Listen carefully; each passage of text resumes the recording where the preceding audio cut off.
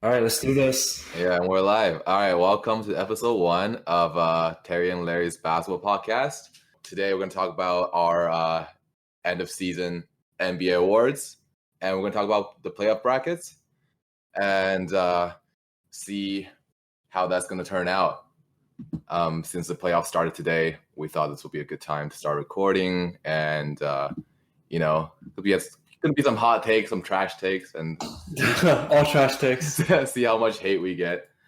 All right. So, well, a little bit about us, I guess. So, I am a Suns fan, which is kind of a unfortunate predicament from time to time. Very blessed recently. Very blessed recently, actually. Very blessed. I think I personally think we were shafted, by the way.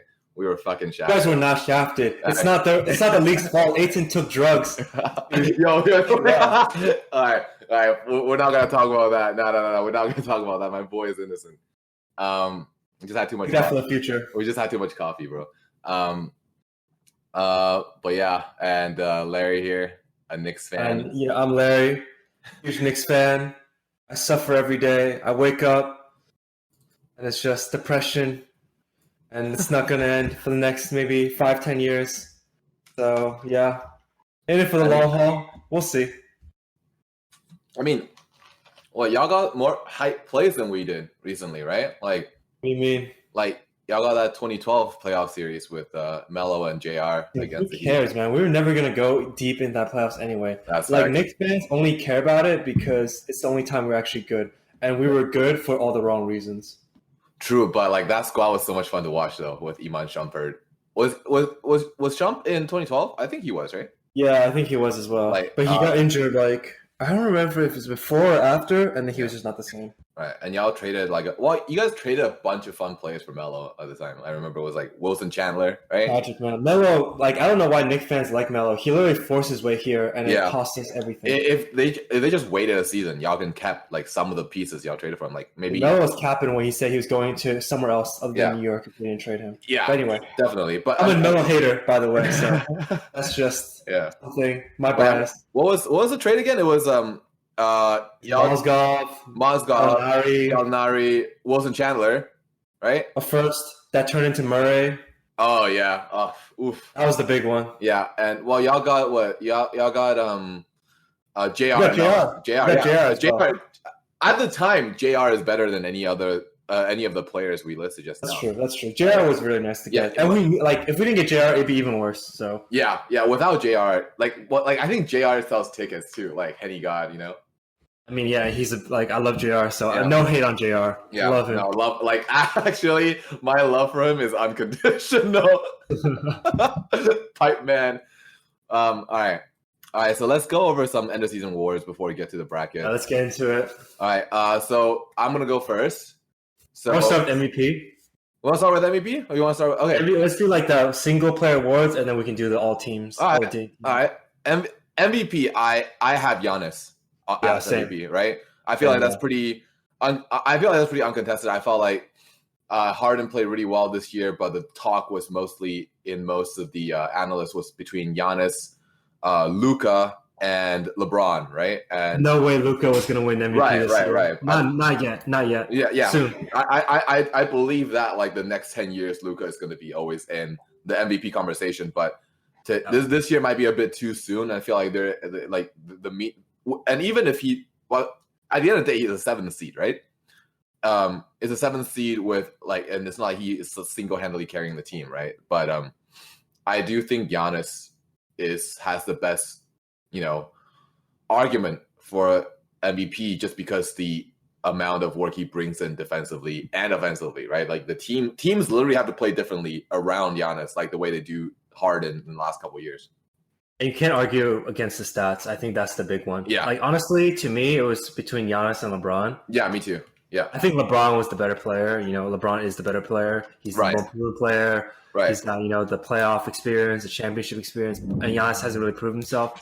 But with the stats, you just can't really say LeBron. And at the end of the day, this is a regular season award, and LeBron James has been he's getting up there in age, right? So he has to take it easy a little bit. Yeah. And it shows. It really shows. It really shows that he was kind of coasting a little bit, and I just felt like this is a regular season award. I think he's saving his energy. He's saving his juice for the playoffs, and that's fair, right? Yeah, and Giannis, I think we can move on from that. This is Giannis. There's no really any argument. Right. All right. Most improved player, who you got? Ingram, easily. Really? Not even a question. I do not have Ingram. Wow. Yeah, what? How do you not have Ingram? I have Bam Adebayo.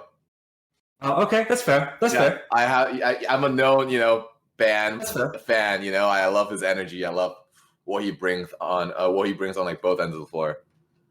But honestly, I had Ingram because I was super low on Ingram last year, and like since he was drafted until I was like this year. I remember. I was like, wow, Ingram's actually a beast. Like fair. Like credit where it's due.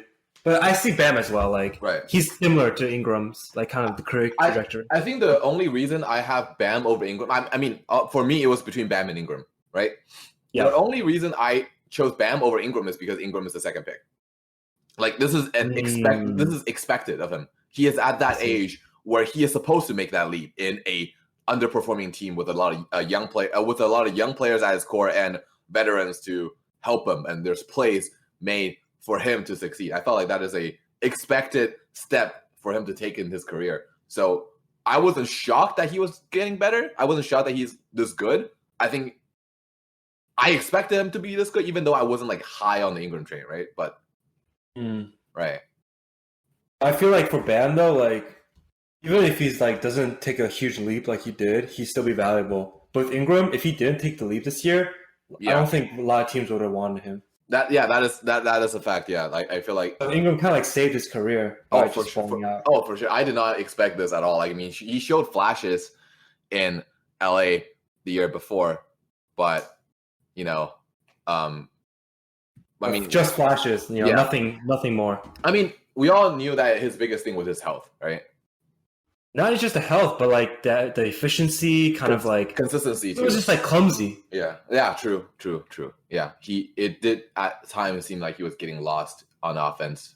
Mm-hmm. Yeah, but and I was happy with the defensive effort like he was putting in. Like he is actually I was looking at the advanced statistics and he is a plus defender, I think. Yeah. I mean, I expect that from a forward, but like not from like someone who's carrying the offensive load. Yeah, that's fair. I mean, his defensive win share this year is 1.8, which is not terrible. Like it's not doesn't make him an amazing defender, but I feel like he is not a net negative on defense at all. And because he is very slim, right? He is underweight, but like and his stats look solid. I feel like he is doing like first year he was 9.4 points, second year 16 points in 33 minutes, third year 33.8 minutes with 18.3 points per game with efficiency, slightly improving, right? And this year his 3-point percentage went from 33% to 39%. So he went from a league average shooter to a good shooter. I feel like around 38 is 36, 38, like around that range is where you become like a respectable shooter where defenders have to kind of think about where you're going. Yeah, that was the key. His improving his shooting. Right, and not to mention that from last year to this year, his 3-point attempt per game went from 1.83 to 6.23, and his percentage went up by 6%. Right. And his 2-point percentage dropped a little bit, but it's really like at this point, it's totally fine. Yeah. But but my pick for the MIP is Bam Adebayo. I think just because I felt like he is kind of like we had this conversation about Paul George the other day about how Paul George fits in any system because he doesn't take the ball away from the main offensive feature like focus. You don't have to reset your plays around him. You can throw him in, and your team will get better defensively and offensively. And I felt like that is what Bam Adebayo is. I felt like he's just such an all-round player that there's no visible weakness, right? I feel like Ingram improved more than Bam because I already felt like Bam was like pretty decent. Right. I think Ingram made the bigger leap. Right, but yeah, I can see an argument made for that for sure. But the reason I picked Bam is I pegged Bam as a role player, and he showed me he can be a star. I don't know about that. I still feel like he's a role player. Right. A very good role player. Very good player, all-star, right? He is an all-star this year, rightfully so, right? He is an all-star this year, isn't he? Yeah, he is. Like I'm just looking at his stats again, 10 more minutes than last year from 23 to 33 minutes. And if you're looking at his field goal percentage dropped a little bit, but his production went up by quite a bit. Like it went from 9 points to 16 points a game. Rebound went up from 7 rebounds to 10 rebounds, and good shot blocker, decent shot blocker. In 33 minutes, he has 1.3 blocks and 1.1 steals and 5. And this is the biggest thing: 5 assists at the center position. I mean, Miami does have that team for him to chuck the ball out when there are double teams around him, right? Because they got gunnered.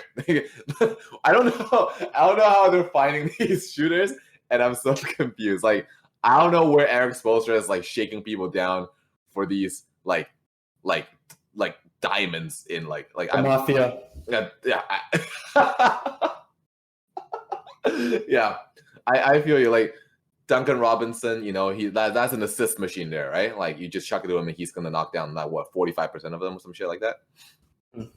And but yeah, and another thing for me is that Bam is shooting free throws at a 70% range. That is scary in my opinion.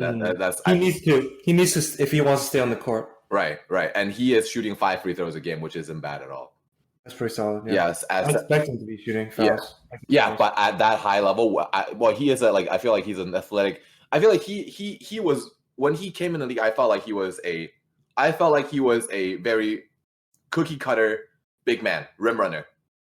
Right, like I felt like he was a jacked Clint Capella, right?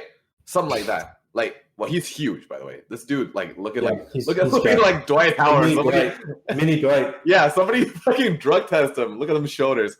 But yeah, I felt like he showed me things that I didn't think a cookie cutter rim runner can do, which is the assist numbers is undeniable. That's insane, right? That's like Jokic-esque, right? And he's made close. Like I think he's like very good, but not Jokic. Yeah. Like maybe like AD or somebody, like a big who can pass a little bit, not like a lot. But I trust him to like pass away the ball when he right. And he got that. I felt like when you play against Miami, you're looking at this team of shooters, right? You're looking at Tyler Herro, you're looking at Duncan Robinson, you look at Kendrick Nunn, you're looking at Kelly Olynyk, you're looking at Myers Leonard, you're looking at all these good shooters, right?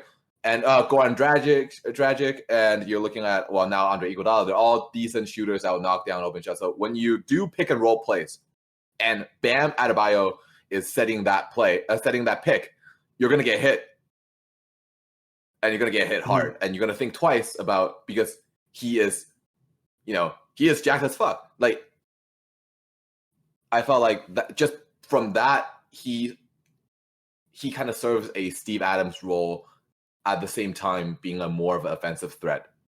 Yeah. Like an enforcer role. Right. Like I felt like he was the like in the beginning of the year where I saw Miami get this team together, I've had them at around 8th seed or 9th seed. I agree. Right. Somewhat. Right. Because I just thought, okay, you got Jimmy Butler. Great. You went from a non-playoff team, you got Jimmy Butler. Great, like you're gonna get a little better. I didn't think Jimmy Butler was gonna be the leader he is. We'll get into that a bit later. But the success of Miami, I think Miami this year, right?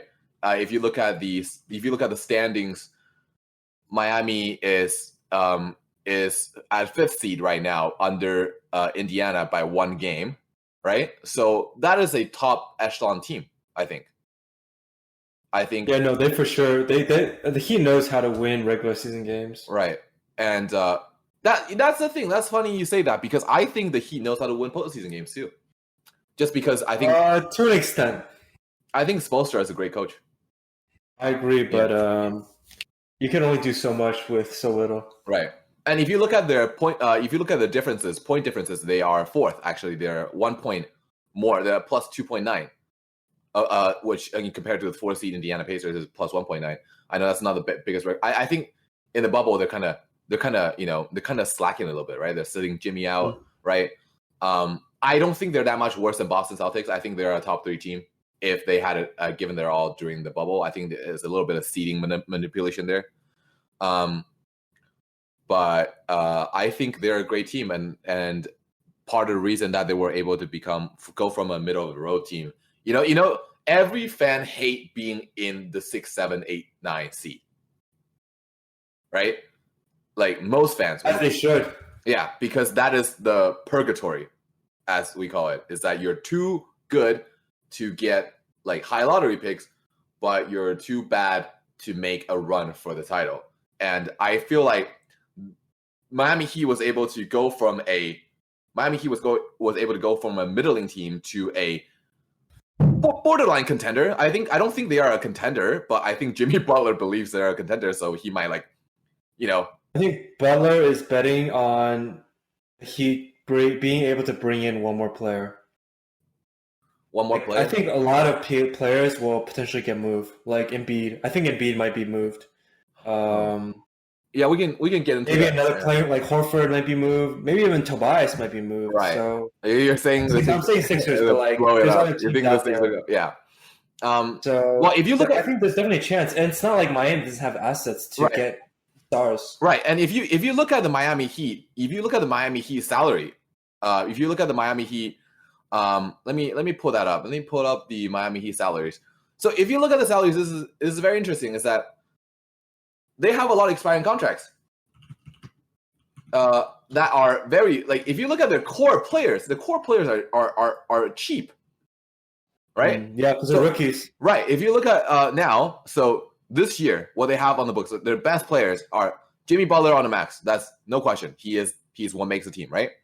Bam Adebayo is still on his rookie contract for this year and the next year, mind you.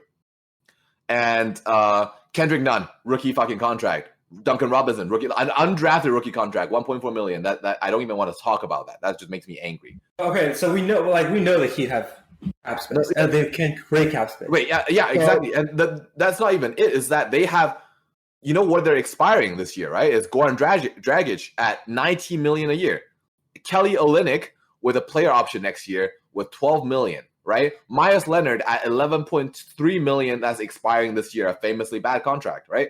Jay Crowder, $8 million expiring this year. That's a great contract, actually. Right. I think they can. I see them re-signing Crowder. No, I'm talking about Myers Leonard.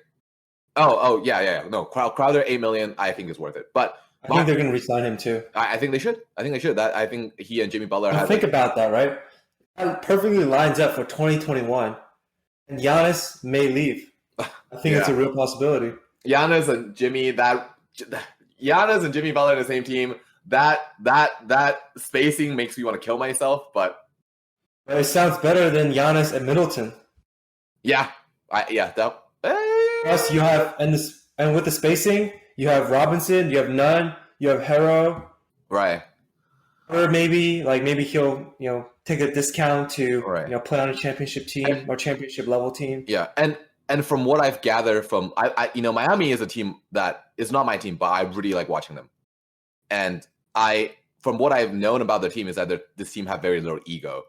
Most of these guys are underdogs. Most of these guys are either underdogs or undrafted rookies. I don't know. Butler has an ego. Oh, okay. Not that it's a bad thing, but but Butler is that's fine. That's one guy, right? There's no competition there, right? I think if you listen to Bam Adebayo speak, he is happy where he is. If you listen to Tyler Herro is like every fucking white kid that you've played basketball that went to basketball camp. He's just like, oh, I'm I work hard. Yeah, I forgot about Bam. Yeah. Bam. Butler, Giannis, with Harrow, Robinson, and Nunn. Yeah. Another point guard. Yeah. That sounds good to me. I mean, obviously, really good to me. But I don't know about how likely it is for Giannis to come to Miami. That's the best team in the East, bro. Yeah, I think so. But what I'm saying is if you look at the Miami squad, I feel like there's an obvious leader and a bunch of people willing to do their job. I would trust Butler to lead over Giannis. And let Giannis just be the best player. Exactly. Yeah, it's like LeBron and AD. I really like this, bro. Yeah. Giannis on the Heat. And think about it. If you're Giannis, why would you go to Toronto? Which is like the other team, right? I'm in Toronto. Are you looking at Siakam, old Lowry, old Ibaka, an old Gasol. Like, what are you going there for? Hey, man. Hey, Giannis, if you're listening to this, come to Toronto. Make our lives entertaining. Yeah, but yeah, no, I agree that sounds like he fit into the positions perfectly, Giannis, and that's such a classic Heat move. Yeah, just making moves like 10 moves ahead, and then you just sign Giannis somehow. Yeah, it's like they're playing like if you look at their payroll, it's salary porn, it's cap space porn. It's all these old players and overvalued contract. They have so many. Wait, did you even know they have Solomon Hill at $13 million a year and expiring this year? Okay, wow, Solomon Hill. So just the players expiring this year: Goran Dragic, 19, right? Plus 13 from Solomon Hill, plus 11 from Myers Leonard, right? That is what 43 million off the. That's a max. That Giannis actually might happen, and if not Giannis, there's other players out there. And that is 3 players I will consider non-essential. Goran Dragic still productive, but they can lose them and not lose a night of sleep. Yeah, I think that's. We'll trade Dragic for another a better player or a cheaper player to sign another one. And here's another thing, Larry. This is the incredible thing: is that their cap space look amazing for 2020 for this summer, right? Well, not summer, I guess it will be winter. But next year, 21 to 22, Kelly Olynyk expires in 20 to 21. And so does Andre Iguodala if the team doesn't pick up his $50 million team option. And, I think that they can re-sign Olynyk. If Olynyk, I think they can get Olynyk to stay. I think Olynyk, the way he is right now, I think I'll get him like 5 to 8. I wouldn't give him 12. But they can do that after they sign Giannis. Right. Yeah. So imagine, like, let's say Dragic is gone, and imagine they have everyone they have now, like re-sign somehow, or maybe like take out Crowder or Olynyk, add Giannis. Right. That's that's like a championship team. Right, for sure. Oh, but in 21 to 22, they do have to give Bam Adebayo a big contract. I think Bam Adebayo deserves, a Jaylen Brown-esque contract. But it's fine because they'll just go into luxury for that. Right, dude. So you don't even have to think about it. I don't even think they have to go into luxury. If you look at it, dude, in 2021 and 2022, the only player they have on the book is Jimmy Butler.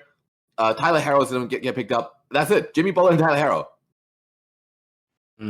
Which is their, other than Bam Adebayo, their 2 most important player. Right? But if they don't need to go into contract, like go into luxury, I think they can sign even someone else. Right. Yeah.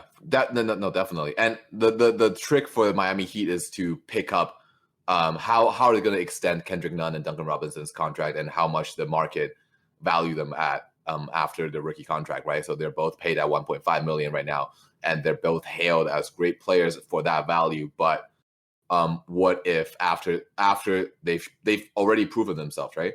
I think Duncan Robinson's already good for $10 million a year. Just for my I don't know about 10 million. That's a little high. That's a bit high. Best 3-point shooter in the league. I think he deserves. You see Robinson starting? I don't see him starting. I think Harrow would start over Robinson.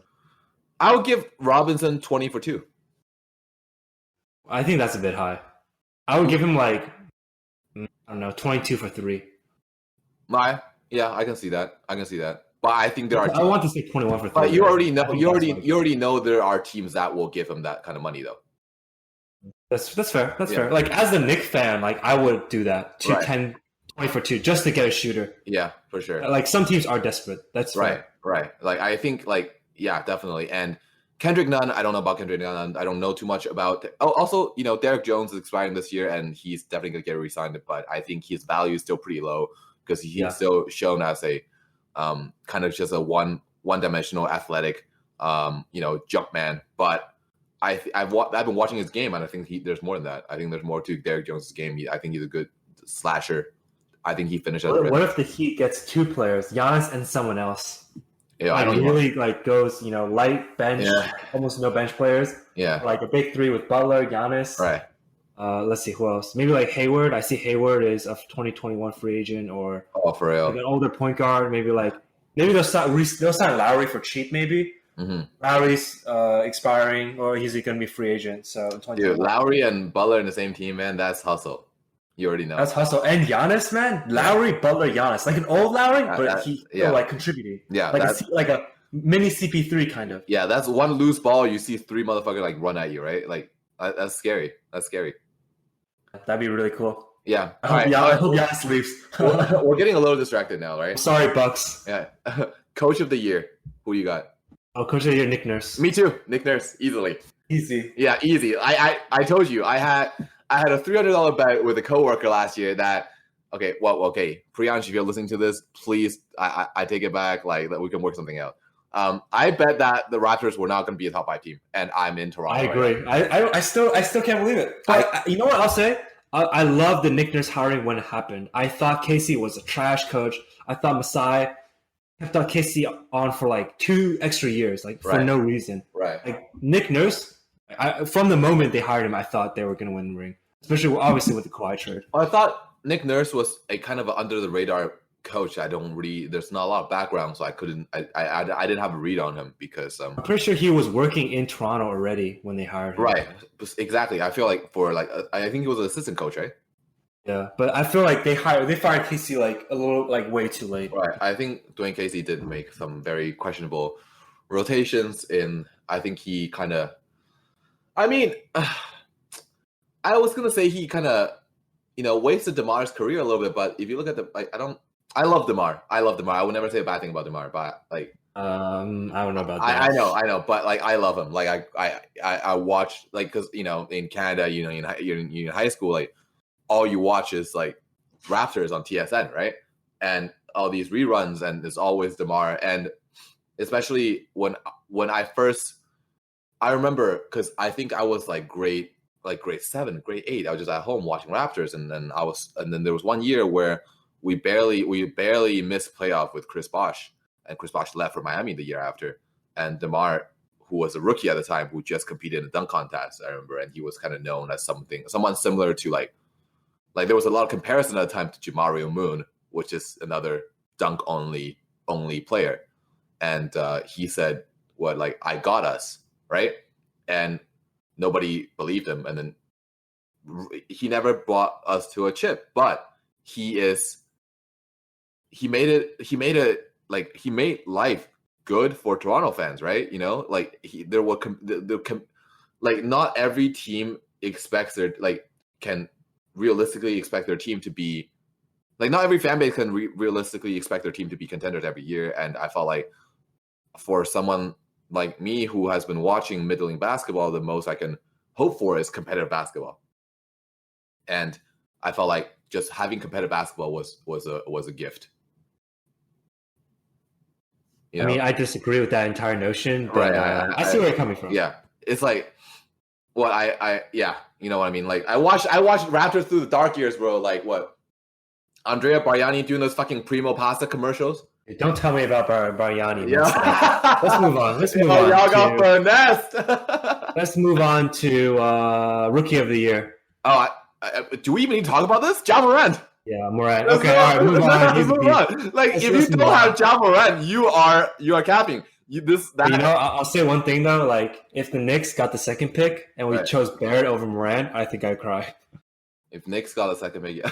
Because we were almost gonna get a second pick, right? But anyway, I'm happy Morant got picked before Barrett, so we're not embarrassed by that mistake. Just another embarrassment in our history. But it's okay. We can move on. We both went to university in Canada. We both have Canadian citizenship. We're not gonna say a bad word about RJ Barrett. I'm kidding. I mean, I can say a lot of bad things about RJ Barrett. I didn't like RJ Barrett out of the draft. I wanted to trade down for Rui Hachimura. Right. But let's move on. Right. All right. So, 6 man of the year.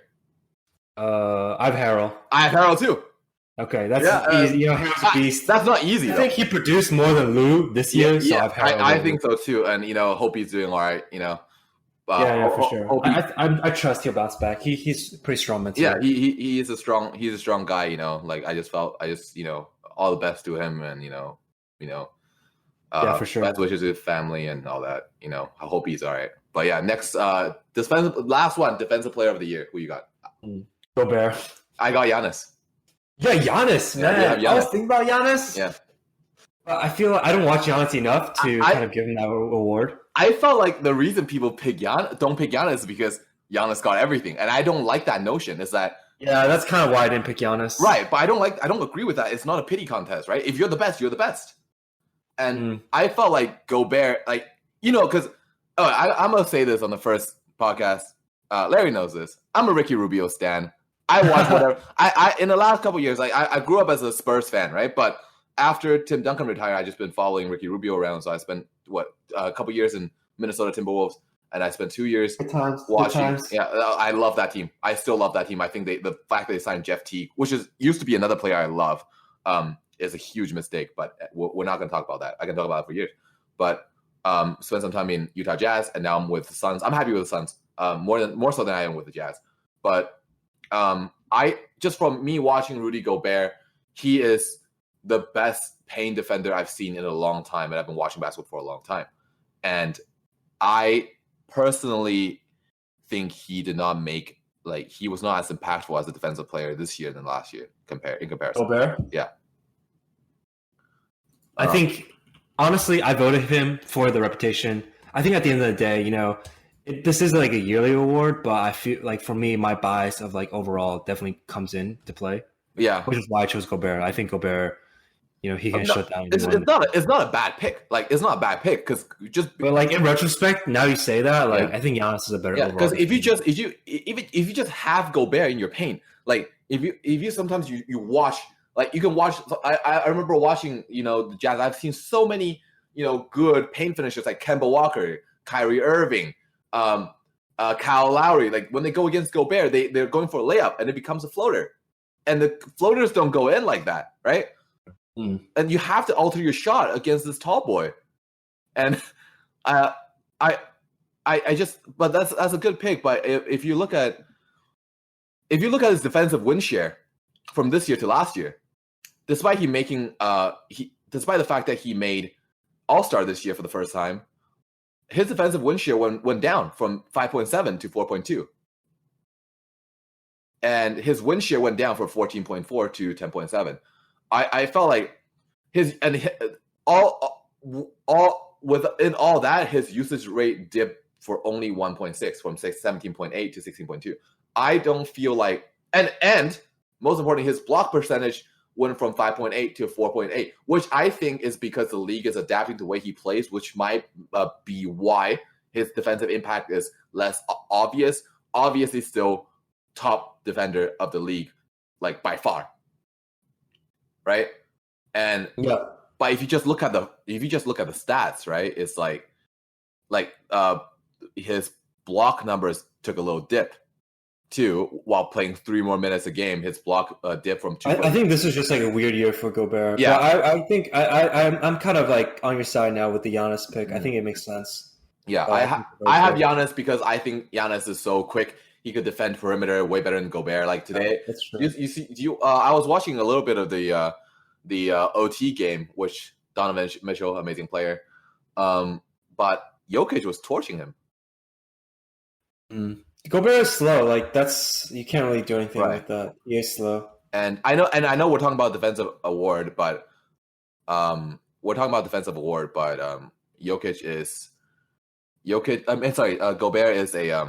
Gobert is not a good not good offensive player. I'm sorry to yes, he has a lot of dunks, but that's it. I watched Ricky Rubio games. I've watched every single Ricky Rubio game in the last 5 years. Are you serious? Yeah, I love him. I love the man. If I ever meet him, I'm gonna. If I ever meet him, I'm gonna cry. But you got one of the league's best passers, spoon feeding you jump shots and lobs, and sometimes you just can't catch it and can't finish. I watch, Utah fans might hate me for saying this, but I've watched this guy post up James Harden and get fouled. He's in the paint, James Harden at him. I'm like, dude, just look up and just put it in. What are you doing? You have a foot on him. I don't know. Yeah, but it's a defensive award, but I can see Gobert taking that too. All right, I think that's the end.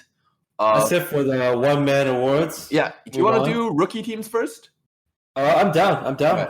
So let's do first team, and then we'll do talk about it, and then do second team. Yeah, let's. So for first team, what I have is Ja Morant. Obviously, we don't even talk about that, right? I have Kendrick Nunn as the other guard. Same. I have my guard forward. I have Tyler Herro. Okay. And for my other forward, I have Zion Williamson. And for my last one, I have Brandon Clark. Interesting. Who's your center? Well, it's 4 center, right? So Zion will be my center. Okay, fair. I mean, I don't have Harrow because I don't see him as a forward.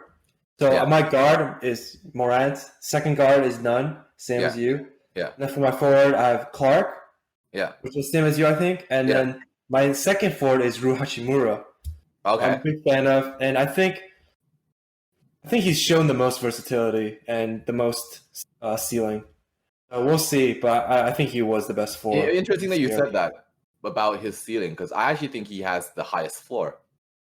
I think well, we'll see. I think he has a decent floor. It's not amazing. Right. If he doesn't play together, he's not going to make it in the league. Yeah. He He has the body, he has the work ethic, he has the skill set.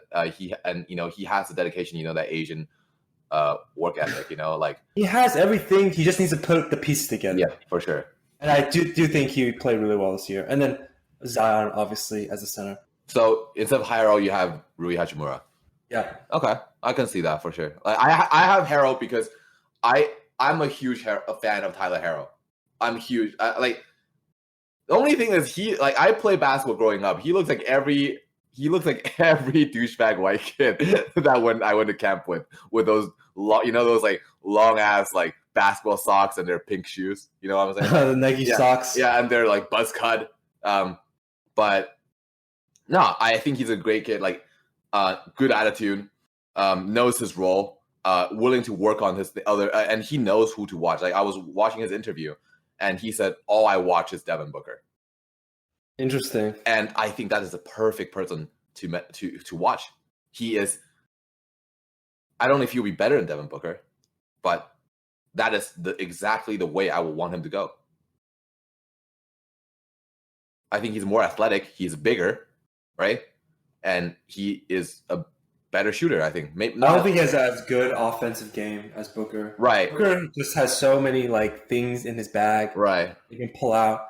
But Harrow hasn't gotten there yet. And I think Booker had that almost coming into the league. No, for sure. I believe that Booker is the biggest thing about Booker is his shot creating. But I think Tyler Harrow has that's the archetype I will want Tyler Harrow to pursue, rather than go the other way, the coward's way out, the Kyle Korver way. Yeah, being a shooter. Right. Yeah, I agree. Yeah, I want him to be a creator. I think he can. I think he's athletic. I think he's big, and he's still growing. He's 20 years old. Mm. All right. Let's do second team. All right. Do you want to go first? Yeah. So my guard, PJ Washington. Okay. Terrence Davis. Okay. And for the two forwards, I do have Harrow as a forward. I have Harrow and Michael Porter Jr. Oh, I forgot about Michael Porter Jr. And then for the center, I have Pascal. Eric Pascal? Yeah. Okay. Pascal. Yeah, Pascal. I have a completely different team than yours. Really? Well, I mean, Porter, I hesitated to put Porter because he hasn't played so many minutes. Right. I saw his play, in the bubble and whatnot, and I feel like because of that, he deserves his place in the second team. For sure. And no, I agree. I totally forgot about Michael Porter Jr. That's on me. I totally forgot about him. Well, good thing we're not media ballot casters. But you know what? I've seen some of these media ballots. They're pretty good. They're questionable. These people should not have a job. Some of them. At least not the ballot. Keep your job, but the ballot, we'll see. Yeah. But no, the good picks. Yeah, your first guard, you said you have PJ Washington. Yes. That's a really good pick. Great shooter. I watched the Suns game against Hornets, and I thought he's going to be a threat. I just he has that thing where he's not as memorable as he should be. Well, maybe because he's playing in the Hornets. Well, he torched Knicks, I think, twice this year. Every game I watched against the Hornets, right? PJ Washington went off for 30 points or something like that. Right. I was like, he deserves it. I put him in here. For sure. And your other guard, who's your other guard again? Terrence Davis. Terrence Davis, yes. Terrence Davis, very underrated player. And I know. No, I that's a good pick. And Harrow, good pick. We talked about him. Eric Pascal, I passed him up. Interesting. Who's your center then? I don't know who else I would pick. My center for the second team was Rui Hachimura.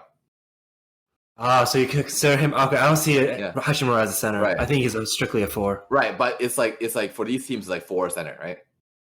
Yeah, I try to keep it like I try to slot like a center, like someone who would actually play center in. So yeah, for sure. Different philosophy. It's fine. Yeah, for sure. Okay, so for my first guard, I have Kobe White. I didn't like Kobe White. I feel like he's a chucker. Yeah, I can see that. I mean, he showed flashes of being a star. Like, I think he can go either way. I think he could be a chucker or he could be a really good player. Like, I liked Kobe White with Zach LaVine. I know that's that could be a hot take, but I like Kobe White. I think he's got that X factor. He's got I think he's got some big game moments. He would need to work on his consistency a little bit, but he is, I think, a player that will bring in ticket sales for sure. I mean, we'll see since the Bulls are changing things up. So either he's going to take a leap or not really. And my other guard, you will like this. I have Matisse Thybulle. Oh yeah, I love it. Yeah, but I didn't think Thybulle played that well. Like, I love Thybulle coming out of the draft. Yeah, I don't think he deserved second. No, just offensively, he wasn't good. I just think he made such an impact on me by just watching him, lock down these star players. I just think it's incredible, and his I think defense needs some recognition in this league. That's fair, but honestly, I would rather have Thybulle over someone like Davis or Kobe White. Exactly. So in that respect, absolutely, I want Thybulle on my team over these other players. Yeah. I don't know if he contributes as much since he's a rookie and Sixers are a contending team. Yeah. So I don't think he actually had the opportunity to show everything he has. Do you remember in the beginning of the season where the Sixers were undefeated until the Phoenix Suns played them and we ended their streak? No. So Thybulle got into foul trouble that game. So that was my first impression of him, and I was like, man, this guy. What? He European, right?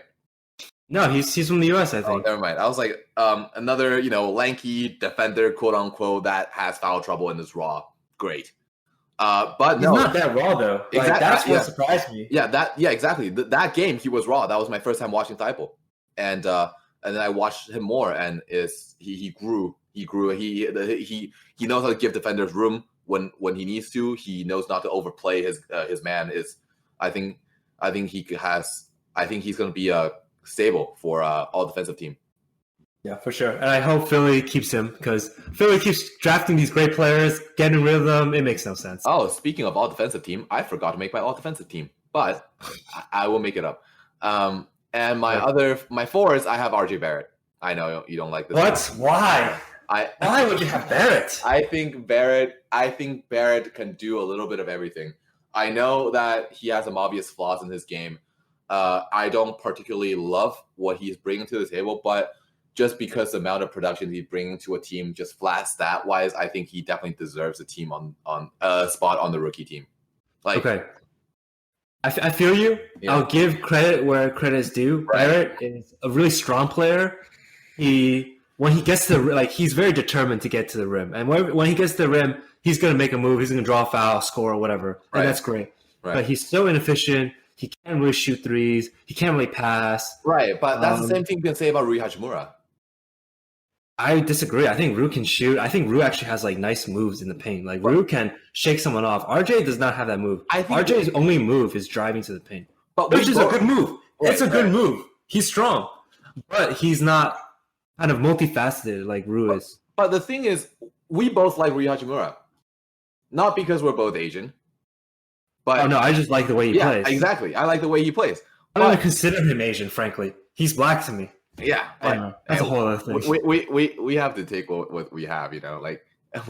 I don't consider, bro. No. Yeah. Anyway, that's a different discussion. But if you look at their shooting splits, so 3-point percentage, Rui Hachimura is shooting at 28% at 1.8 shots per game, and RJ Barrett is at 32% at 3.5 shots per game, which neither are great, but comparable. But I guess RJ has no kind of fadeaway 2-pointer. The big problem about RJ is that he can't shoot free throws. Yeah, he can't shoot. He can't shoot free throws, And he really just like I don't trust his shot if he goes for a fadeaway or a three. But here's the thing: I think he moves well. I think he moves very well. On defense, he moves well. He got that sidestep. He can move laterally well, and you have to keep in mind that he's 19 years old. That's true. That's fair. Yeah. And RJ plays like Rue size, if that makes sense. Yeah, he plays like he's huge, which he's not, and it's really fun to watch. Right. He's young. He needs time to develop, and I don't think he's good enough to be on the second team yet, just because there's other good players. I have him over. I have him over Terrence Davis or whatever you got. Right. I just think RJ Barrett at 19 years old, he's doing some interesting things. That's fair. I would put RJ over Terrence Davis. Right. And my other forward is Rui Hachimura. We talked about this, Fair. And my last forward, my Rui Hachimura is at my center. My last forward is a homer take, is Cam Johnson. Of course. I think he is incredible. I think Cam Johnson is going to be a star, in my opinion. I don't think you can argue Cam Johnson over Michael Porter, though. Oh, yeah. I forgot about Michael Porter Jr. Like, that's my bad. But that's fair. That's fair. Cam Johnson, I think he's incredible. I think he's standing at what? He's standing at 6'8", right? He's 6'9". Yeah, at least. Well, he's like when they check out their actual heights, he's like after the shoe off, he's 6'8". Oh, got you. So if he was last year, he's 7. He's a 7-footer. But he's like 6'10" if it was last year. But he is shooting 3-point at 39% at 5 shots, like 4.8 shots a game, man. At 39%. We'll see, bro. He's old. That's the thing. You have to consider his age. Yeah. Given this is a rookie, I trust him. Like, he's got long arms. He's a great shot. He became a serviceable defender at the end of the season, especially during the bubble. He's a great free throw shooter, 80% shooter, 81% free throw shooter, 39% 3-point shooter, 43% overall shooting percent, and he's going 9 points a game in 22 minutes. Like, I felt like that is a spot up. Like, you know what I mean? Like, when there's a splash, you can see it fall through the hoop. Like, he's got a very typical shooter's touch, like that. I just trust. You know what I mean? But yeah, I do think that we should have traded down for him. I don't think anybody was picking him at that, but that doesn't matter as long as you get the player you want. Right, and I think he's a perfect fit next to someone like Mikal Bridges. Yeah, and Ayton. Yeah, and DeAndre Ayton and Devin Booker and Ricky Rubio. That's our starting lineup. I think Kelly Oubre will be, and Kelly Oubre will literally. I think if we run that starting lineup, Kelly Oubre will be 6th man of the year next year. That's what I'm saying. I think Kelly's gone. I think Suns may trade him. Nah. Think about Larry. You gotta think about our female fan base. What female fan base? Man?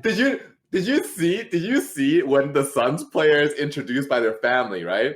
And Mikal Bridges. I missed it. Okay, so the Suns players got like a surprise introduction by their families, which is the most wholesome thing you ever see. And Mikal Bridges was introduced by his mom, right? And let me tell you something. His mom's eye, like his mom is like 42 or something, right? And you could just see Kelly like talking to him, and like Mikal had to like shove him, and you just know Kelly was saying some nasty shit. Damn, bro. Imagine Kelly Oubre is eyeing your mom, man. That's a bad feeling. Yeah, but yeah, that's my second team. But all right, I want to go into our All NBA team. I feel like there's going to be not that much discrepancy here. Yeah, I agree. So I'll start. Right. So for my guards, I have Damian Lillard. And first team? Yes, sir. Okay. And James Harden, obviously. Okay. And then for my forwards, I have Giannis. And LeBron. And then for my center, I have Anthony Davis. Okay, I guess there are some discrepancy. I have James Harden, obviously. I have Giannis. Right. I have LeBron, obviously. Right. But for I have LeBron as a guard because he's listed as a guard. See, I didn't want to like do those like adjustments. Right. So I just went with what I had. But anyway, keep going. And I have Kawhi Leonard and Nikola Jokic. In the center? Yeah. Over Davis? Yeah. I think Anthony Davis took it a little easy this season. I don't think Jokic was that good this season though. Yeah, I just think the center position was kind of a little rough. I do think Anthony Davis is a good pick too, but center position was a little rough because I feel like there's not a lot of good centers these days. Yeah, that's true. Like impactful centers. Right. And I don't believe Anthony Davis is center. He said he's not a center. So I mean, I see him playing center, so I put him there. but Like, I'd rather put Davis as a center than LeBron as a guard. right. But you saw him saying, I don't want to play center, you know? But let's be real here. He's going to play center in the playoffs. He's gonna fucking play center. It's going to happen. Right. And I have Kawhi Leonard in as my other forward. That's fair. I don't have Dame. I pick I was kind of doing the Dame or Kawhi. I have Kawhi. Because That's fair. Yeah, like, I mean, spoilers for my second team, I have Kawhi as my forward. So. I felt like Damian Lillard, the fact that the Blazers struggled that much, is a little on him too. I felt like I agree. They shouldn't be that low to begin with.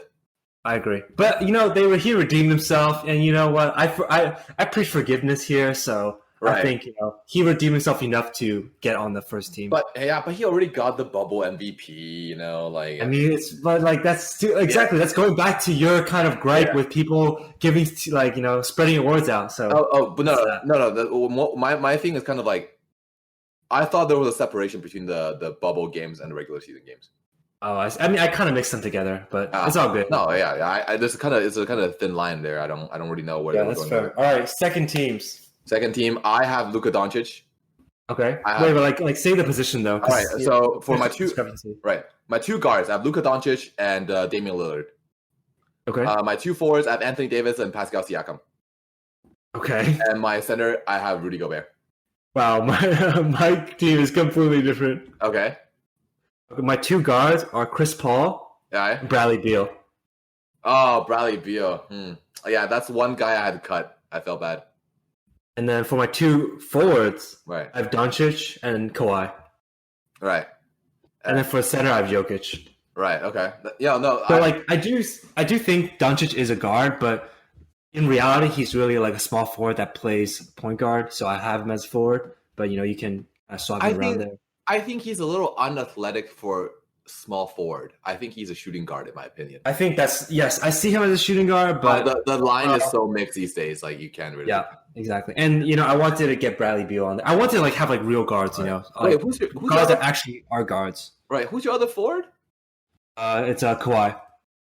Kawhi. Well, no, the other one. Jokic. No, the forward.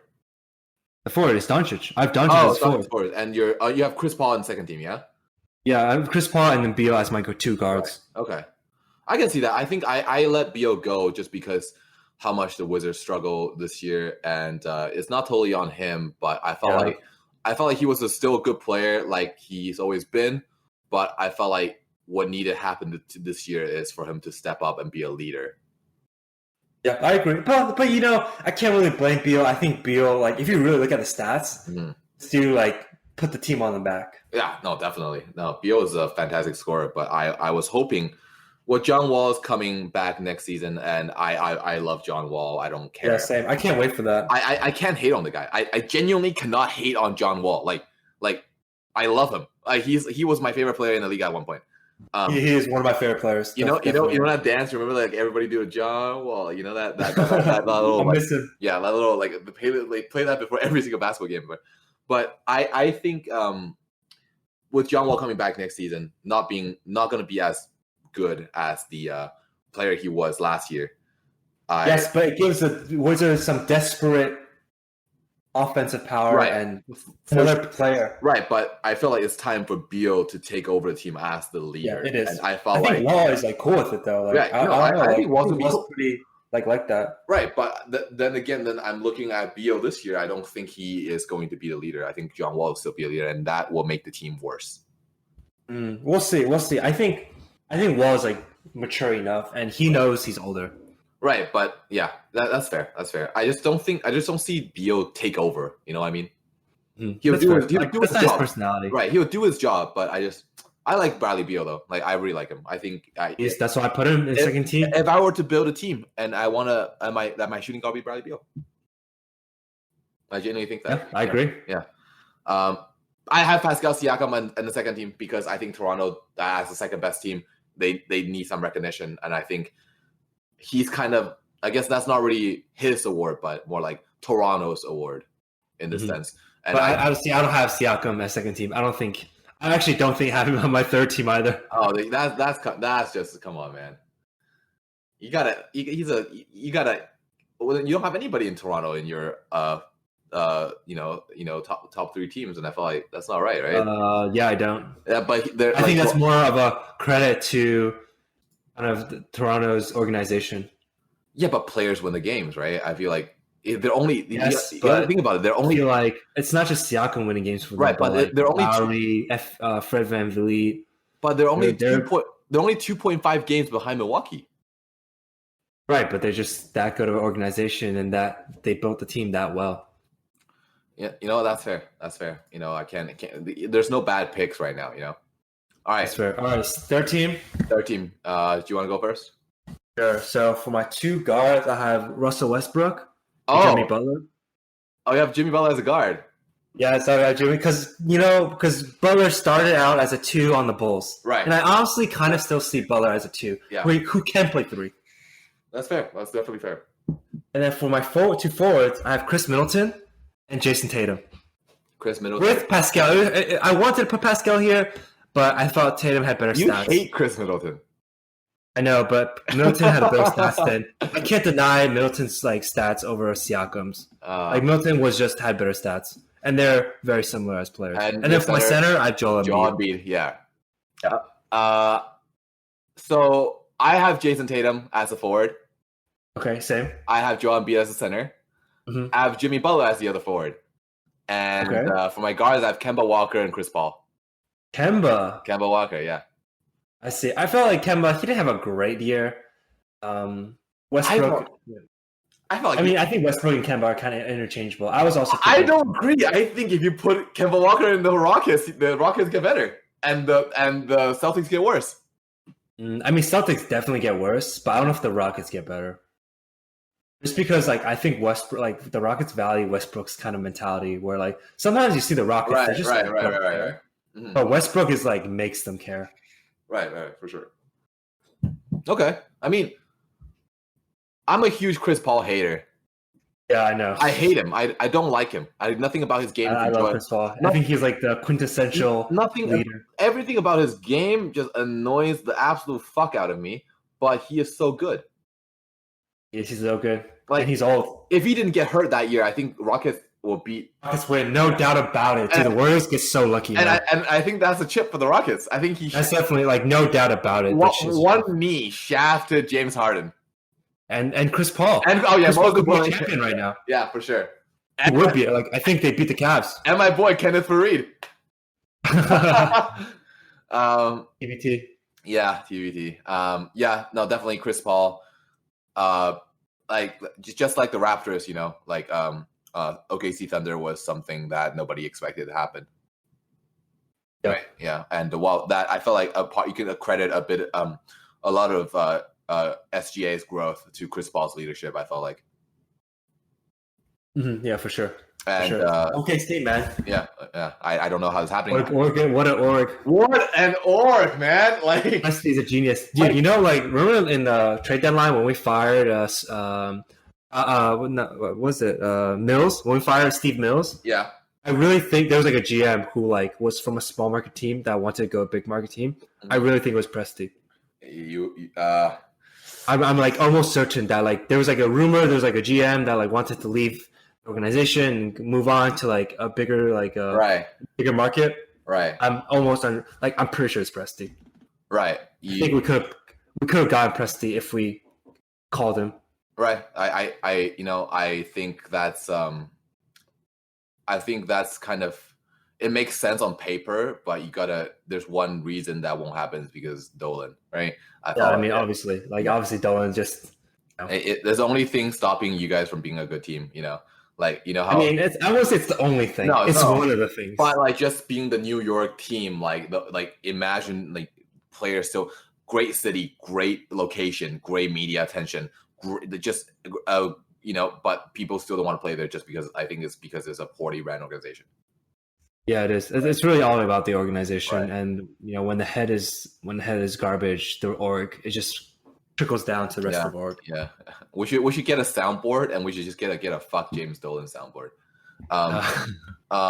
But Jason Tatum, we both have Jason Tatum. We have Tatum. Tatum's a beast. A beast. He's better than Siakam straight up. I think so. I don't think quite yet, but No, I think he's better than Siakam. really, Offensively. Defensively, maybe not, but offensively, I trust Tatum more. I think their game is different. I think Tatum is definitely a better shooter, but Siakam, I think, is a better shot creator, in my opinion. Actually, that's fair. I don't even know if that's ISO's too much. Like, I feel like Siakam's more willing to like play the team game. You see Siakam, this big long boy, like, and he started cutting. Like, he can catch lobs. He can finish. He can finish. A lot of it is like moving. That's true. He runs Tatum's more. Yeah, ISO. And just on a physical perspective, Tatum is good. Physically, Tatum is a well-built basketball player. And he's long. He's as long as Siakam. But Siakam is a gazelle. Like, have you seen Siakam move? Like, yes, but I feel like Tatum is like just as long. I don't know if Tatum. I think they're similar enough where like I don't know if Tatum is on the same just with the physicality and not physicality, the athleticism as Siakam, but there's a argument to be made. But that's fair. And last, Jimmy Butler, we have the same. Butler. I love Cole. I was on Jimmy's side during the whole Timberwolves thing. Oh really? Yeah.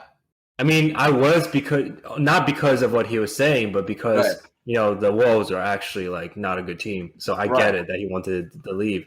I don't think it's necessarily that Towns and Wiggins don't want to win, but I do think that they're younger than us, right? They're like 20-something years old, like 21, 22 years old. And I think Towns is older than us, man. Oh, I mean, okay. Towns got drafted ages ago, a few years ago. Same with Wiggins. But I think they come from a different generation than the players as Jimmy Butler, who came in and they came I think the difference is that Wiggins and Towns, first pick, young player, straight first year out of college, all very obvious first picks, immediate big contracts, immediate maximum extensions. All hailed as great players, and even Wiggins, when he's in his first 2 years, it was like, oh my god, he's amazing, right?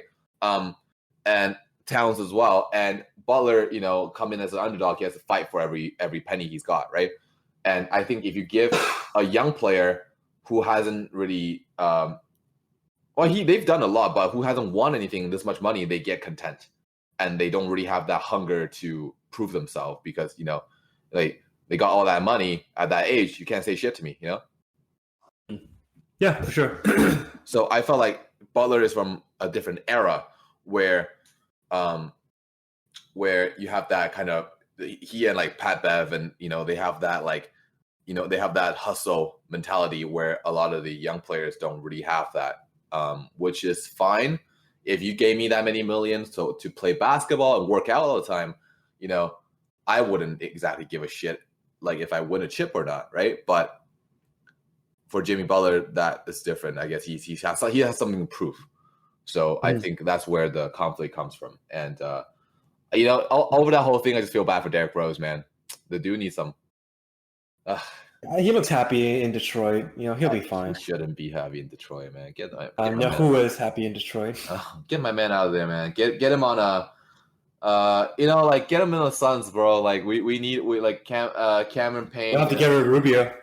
I don't like that. Next guy, Joel Embiid. Where? Center. Last guy. Third. Oh yeah, for sure. I mean, I think he underperformed this year. Yeah, he did. The Sixers in general, everyone on the Sixers underperformed. I guess that's why I have him after Jokic and Gobert, but I think he's a better player than Jokic and Gobert, but I just think he didn't, Sixers went on a huge slump, and you can't really separate the responsibility from the team than the star player. Embiid is directly responsible, right? For sure. Right, and I feel like he doesn't play with the same hunger he has on the team playing. Yeah, I don't think he's had the same hunger since rookie season. Yeah, I mean, he's eating all them cheeseburgers and milkshakes, dude. You hear about that? Joel Embiid eats like 6 cheeseburgers and 3 milkshakes and 3 large fries. 7 foot, in one team flight, bro. Pounds, something like that, something crazy. Bro, you are stuck in an airtight place with recycled air with that dude eating all that. You're telling me his teammates want to strangle him? That shit must smell nasty. Yeah, fair. Yeah, All but right, you want to move on to defensive teams? I don't even have my defense team right now because I forgot about it. But Fucking bum. I uh I can probably make some up right now. But you go. I mean, I'll just walk through mine, man. Yeah, walk through yours. We'll go through. So for my first team, my two guards, Simmons, Butler. Okay. My two forwards, Kawhi and Anthony Davis. And your center. Rudy Gobert. Okay. And what about? Let's go through both your teams then. What about your second team? Second team, I think my second team is more interesting than my first team. It's a better team. All right. My two guards are Marcus Smart and Drew Holiday. Okay. My two forwards are PJ Tucker and Bam. I count Bam as a forward. You don't have Giannis in your second team? Oh no, I keep forgetting about Giannis. That's true. Yeah. I'll put Giannis over Bam then. Or over Bam. Not PJ Tucker?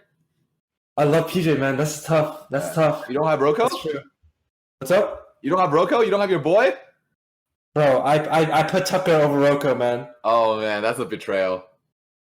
I know, bro. I'm Rocco is my boy to the end, man. But Tucker, I feel like he just has a better reputation so far, and Right. he can defend centers, which is why I put him above Covington. Right. Covington can kind of defend centers, but like Tucker can really like actually defend centers for long periods of time. Right. And your center in the second team? Embiid.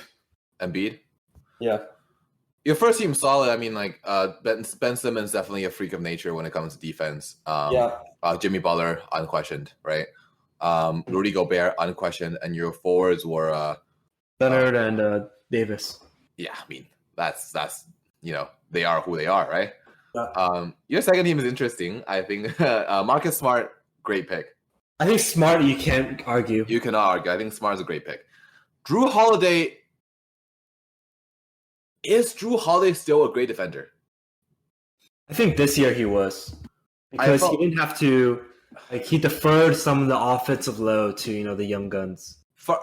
When I watch Drew Holiday, for me, it's really difficult to separate him with his reputation.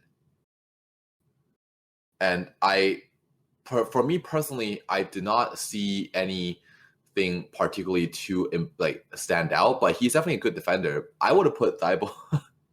Thibault, that would have been a nice one. That would have been a nice one. Yeah, I would have put Thibault would be good. Yeah, and your forwards were PJ Tucker and Giannis now. Well, yeah, I will put Giannis over Bam. Bam, like I think I put Giannis for sure as a forward, but now I think about it, the forward is kind of between like Tucker, Bam, and Covington, and I think maybe Bam just because he had such a good year, but Tucker is just like such a solid defender. Right. I think PJ Tucker is underrated, but I would put Giannis and Bam. That would be me. Maybe I would even take out Embiid actually and put Bam as a center. Yeah, that's what I'm thinking too. Yeah, and have Tucker or Rocco, something like that, or Tatum. Tatum have a good argument for it too. I think Covington and both Covington and Tucker just do so many little things that just shift the game their way. Right, and that's why I love Covington so much. He does everything except like creating shots. Mm-hmm. And I'm gonna look at some of the teams right now and see if I have missed anyone. Oh, what about Miles Turner? That's a good one. Yeah, Miles. That's a good one. Miles Turner. What about Jonathan Isaac? Isaac, yes. Yeah. I don't know if he's better. Like I put him as a forward, right? But I wouldn't think he's better than Tucker or Bam. No, I agree. What about Pat Bev? Pat Bev, that was tough. I would put Pat Bev over Holiday actually. Mm-hmm. Just because I know Pat Bev and he's just insane. Yeah. But Mad dog. I was thinking about that as well. Holiday or what about your favorite player ever, Kristaps Porzingis? Why? I wouldn't know. I don't think he's that good of a player, like defensively. He's like okay. He's kind of one-dimensional. Good shot blocker though.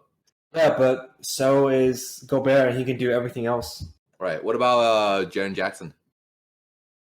That's a good one. But well, he's a rookie still. I don't think he can match up against. You already know who I'm putting in my center position. I'm putting my man. I'm putting DeAndre Ayton. I'm sorry. But you know how I feel about Ayton, so yeah. I would not put Ayton anywhere near that list. I think if you watch some Ayton's games, man, I think next year he will really show how great of a defender he really is. I mean, I agree, but if you're putting Ayton, I'm putting Mitchell Robinson, like no doubt about it. That's fair. I think, and like already that's like a reach. Right, it is a bit of a reach, yeah. It definitely is a bit of a reach. I think he's one of the top 3 or top 4 defensive big men in the game, but maybe not all defensive team. I think that's a homer take, you know. Yeah, that's a little short. Maybe Stevens a third team. I definitely put Mitchell Robinson. Listen, no doubt about it. We don't have any media ballots. We don't have any sponsors. We're allowed some homer takes right now. They are very welcome, though, yeah. especially sponsors. Yeah. All right. Do you want to get into the playoff brackets now that some of the games? You want to take a break and then we'll get into playoff bracket? Mm-hmm. Sure. Let's take a small break and we'll come back.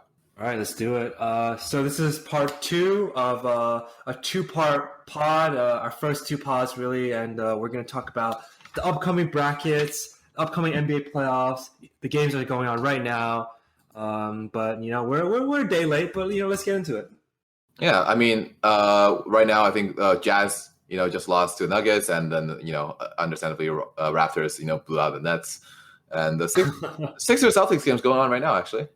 Yeah, we'll see. I mean, I'm not very high on the Sixers, unfortunately. Right. Who I love. Right. All right. I have my brackets open right now. Let's start with. All right. You want to do the West first? Yeah, let's do West first. I feel like West is I think we're gonna have a very similar bracket in the West. It's not gonna be too long. It's not gonna be super long. I feel like okay. Start with the first seed and 8th seed. I have Lakers in 5. Lakers in 5. Lakers against Portland. Again, Lakers in 5. Yeah, that's fair. I have Lakers in 6. So, you know, I actually really wanted to put Portland in 7. Hot take. I'm not even kidding. I think, like, what if they just can't stop Dame? LeBron underperforms. Or, like, AD underperforms. Let's say LeBron's a beast, right? And then AD underperforms. Bro. They can't stop Lillard. What do they do? Bro, if Portland takes Lakers in the first round, that's LeBron's legacy tarnished, bro. Yeah. Like, no one will ever say anything about, like, you know how we talk about LeBron versus MJ now, but like that will just like if LeBron loses like as the first seed, like that's it. The MJ is a better player. Like, you know what I mean? That's he's just no longer a great player. He's just trash. No. But like, Hall of Fame. No Hall of Fame. No, but I'm saying I think. I mean, yes, it's fun to think about Portland in 7, but I just don't visualize that happening at all. That's fair. But, you know, yeah, my serious take, Lakers in 6. Yeah, no, for sure. Lakers in 6. I can see that. I think Portland will put up a good fight because they worked so hard to get into the playoffs. I think they'll put up a good fight against the Lakers, and I think they match up well. I think Lakers' weakest spots. That's true. If you think about it, the Lakers' weakest spots are Portland's strongest spots, which is the 2-guard position and the center position, right? Yeah. I think Nurkic has been playing like a beast since return, which I didn't expect. I thought Nurkic was having a good year when he got hurt, but I was kind of considering that to be a fluke year, and I thought he got hurt and he's gonna have glass knees and he's gonna play a little carefully when he comes back, but no, he's been playing really well. And Dame has everything on the line right now, right? So I think that's going to be interesting, especially with Lakers without Avery Bradley and without Rajon Rondo. Not having Bradley is going to really hurt. Yeah. Especially this series. Right. Like, now you really see Bradley's importance. And it's just not realistic to expect Caruso to shut down, you know, Dame, right? Well, should kind of shut down. You never know. Yeah, right. A little bit. I mean, if Caruso shuts down Dame, Caruso's gone. Well, if Caruso shuts down Dame, Lakers just win the championship. Yeah, at that point. Right. So I think we're Lakers in 5 or 6, right? Yeah, I have Lakers in 6. All right, moving on. Houston, OKC. This is an interesting one. All right, you go first. I have Houston in 6. Yeah, exactly the same way. But I will say, I think OKC can win in like 6 as well. I just think I'm a Houston hater, right? Because I have a friend who's really annoying, and he likes Houston a lot, and he always talks about James Harden, the best player, whatever, right? But I don't like James Harden's game. He's a great player. I don't love his game. I don't enjoy watching him, and my dad's a huge Houston fan. You know, I grew up watching a lot of Yao Ming and T-Mac, and we all did, but I didn't think it's the same type of basketball that I liked in the same jersey. But it's like, I think, and I'm not particularly a huge fan of Russell Westbrook's game, but I think watching so many Rockets games because of the Jazz, right? We matched up against them twice in a row. I just felt like when you're fighting against Houston, your game is you really cannot outshoot them. Like they're a team of gunners, and you really cannot outgun them. So I find it difficult to imagine OKC to have this similar level of firepower to match up with this game, right? And OKC is young. I think that's the thing. Right. Well, not really super young, but SGA is one of their best players, and he's really young. I gave OKC 2 games because I think Chris Paul's on some fuck shit. I think Chris Paul's going to get in their heads. And don't forget, Dennis Schroeder is out, right?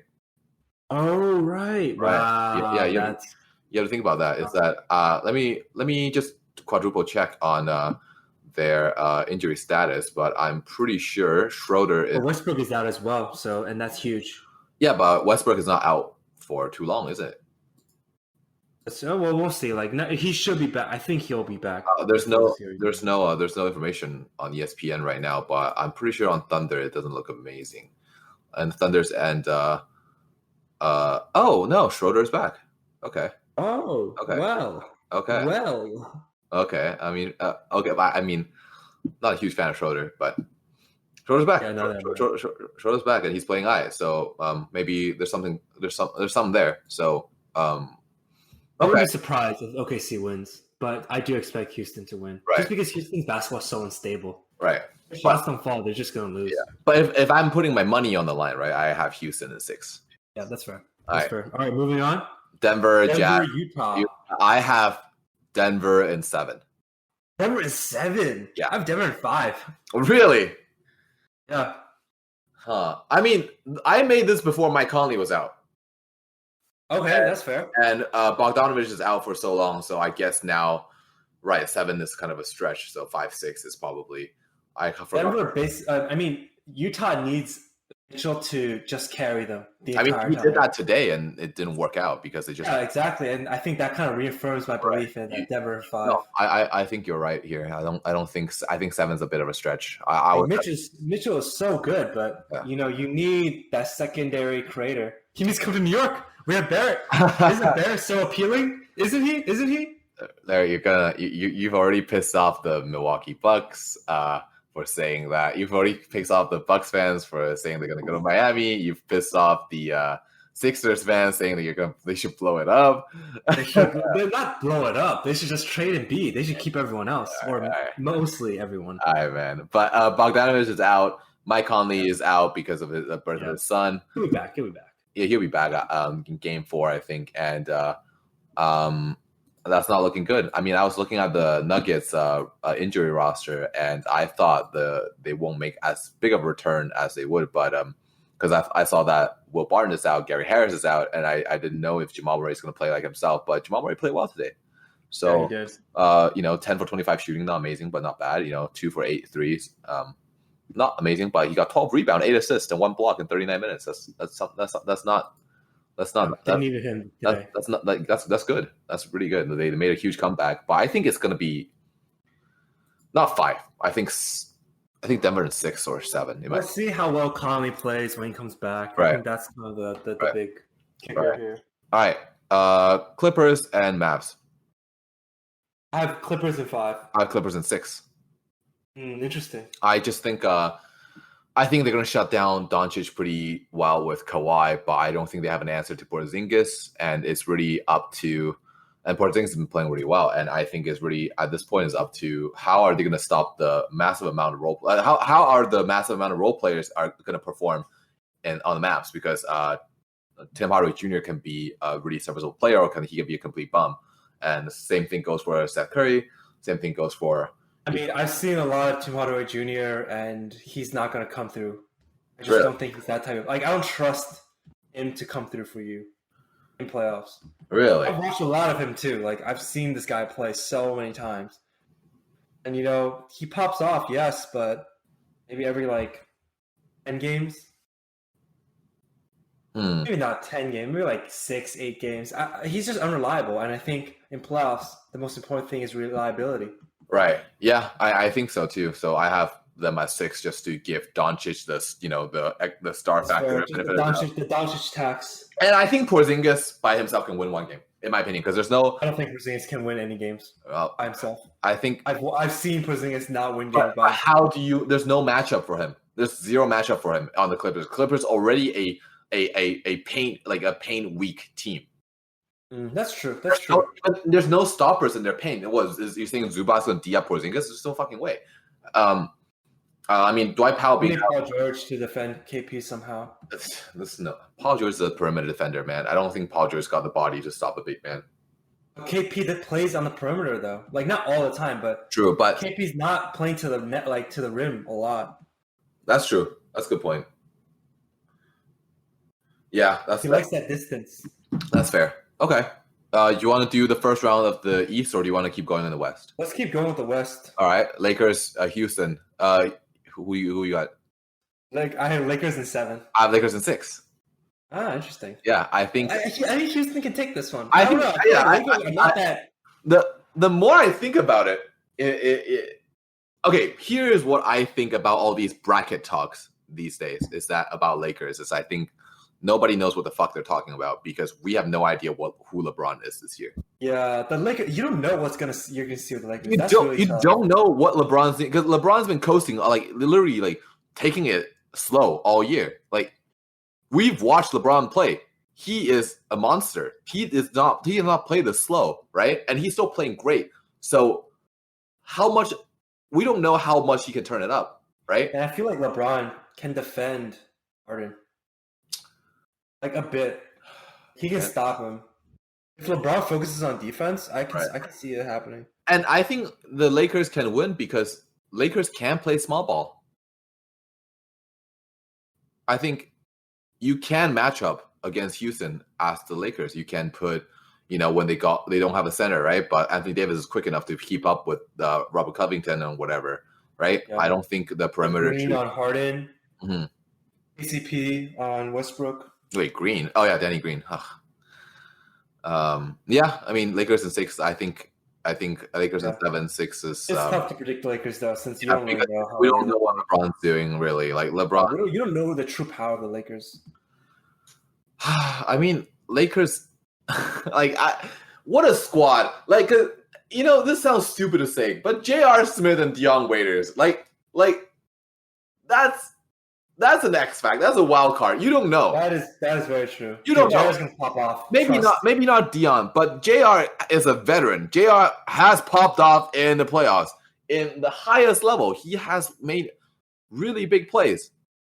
And he's a big part of the Cavs championship. And even for the Knicks, he was huge. And in his early days in Denver, he was a playoff monster. Like, he's not consistent.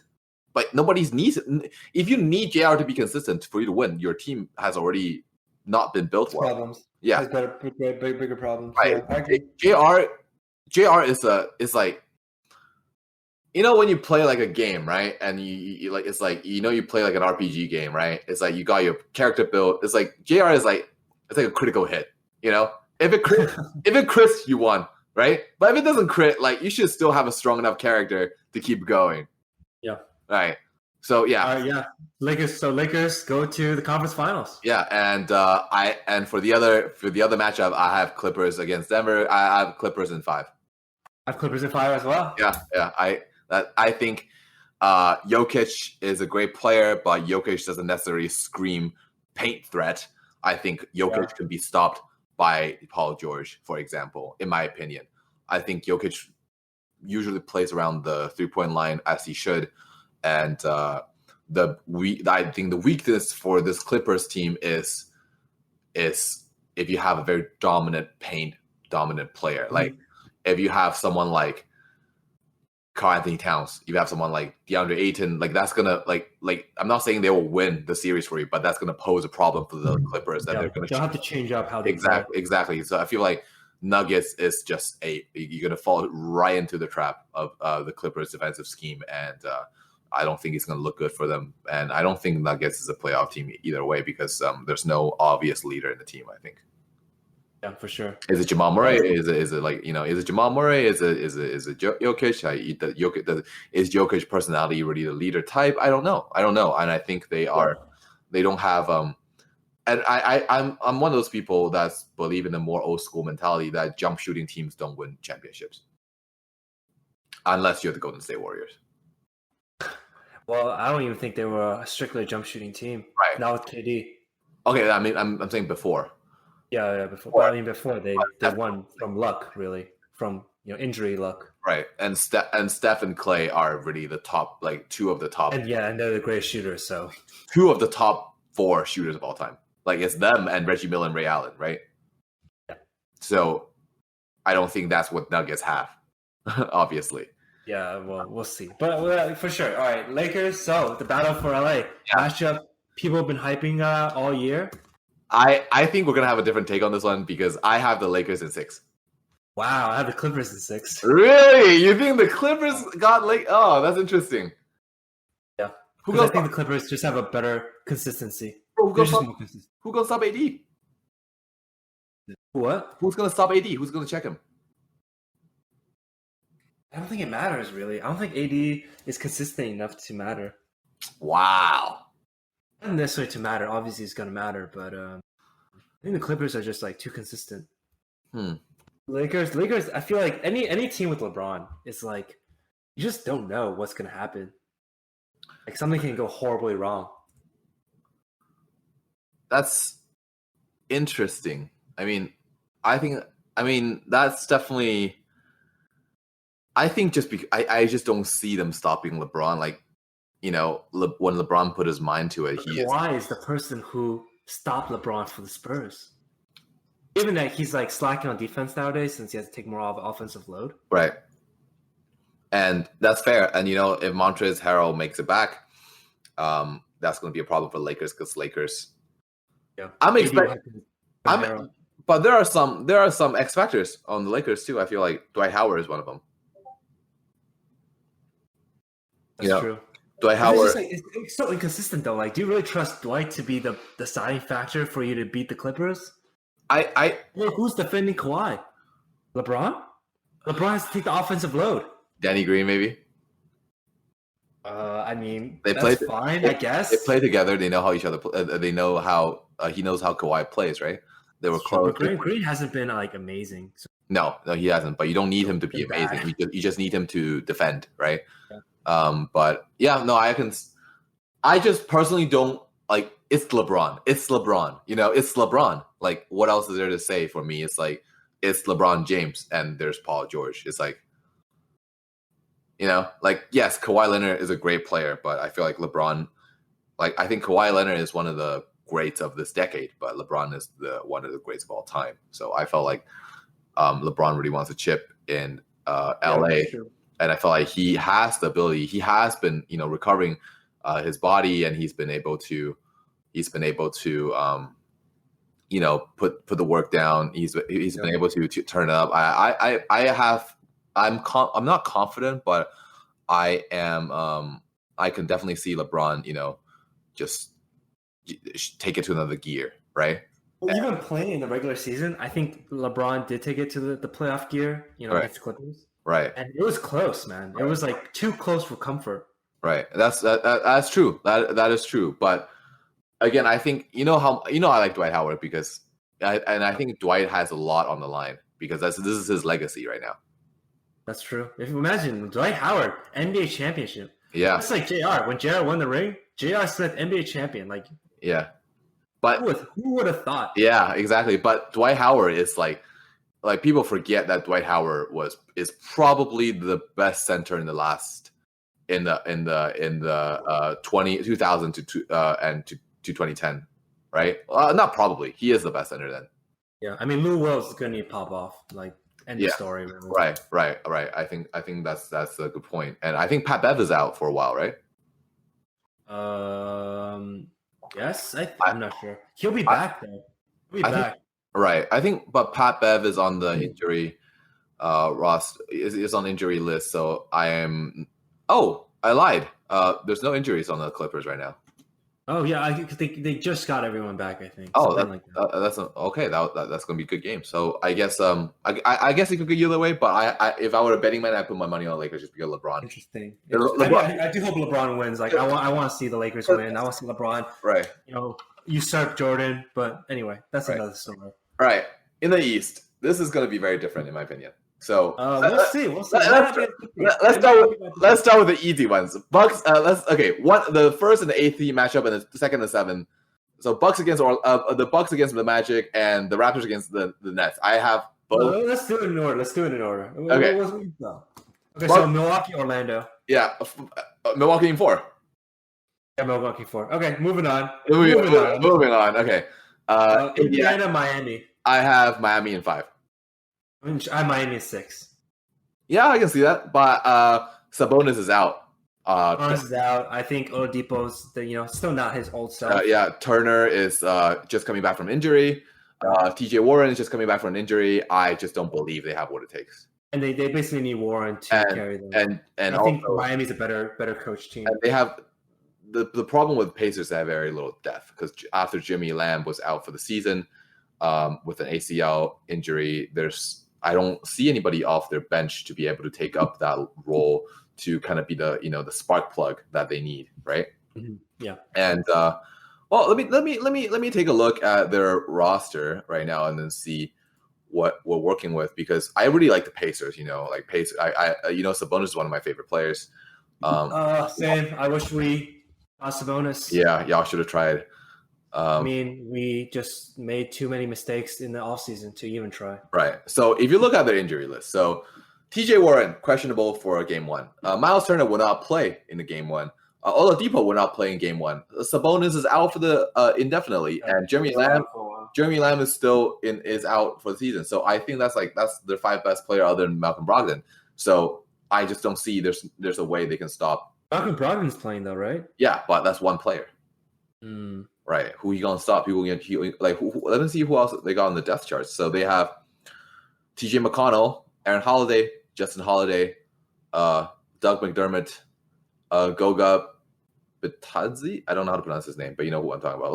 That's not a playoff team without Sabonis and T.J. Warren and Miles Turner at full power. That's not a playoff team, in my opinion. Yeah. Right. No, I agree. I think the Heat is just well run, and Butler has that kind of drive, dog mentality that's just gonna bring them over the edge. Right. And all right, next Boston and Philly, which their game 1 is going on right now, and the game one's going on right now. Wow, Philly's up by 4. What?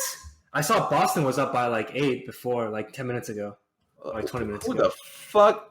Oh, Alex, my man, Alex Burks, 12 points. Let's go.